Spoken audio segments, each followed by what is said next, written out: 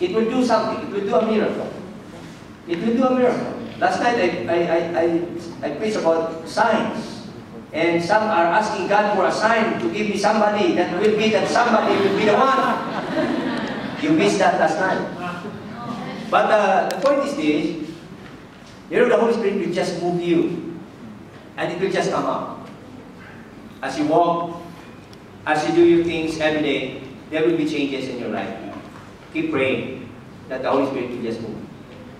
You're going to just force yourself, oh no, I need to preach because this is the requirement that, you know, Pastor said like this. I was baptized. No. Let it move freely from you, members of the church. I would like to reiterate what Pastor is saying here. God is not telling us to go and convert. The conversion is the work of the Holy Spirit, not your work.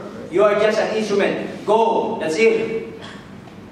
Tell, teach, preach, baptize, give the one. If they don't like, it's not your responsibility. As long as you follow the instructions of God to go and share. That's it. After that, conversion is the work of the Holy Spirit. If you go and nobody was converted, I failed. Don't worry. We are all the same. I preached for 20 nights. And at the end of the night, the mission put on the bulletin board, Pastor Bukol, 0. Don't worry, we are all the same. So you'll be discouraged, nobody's there? No, I'm not.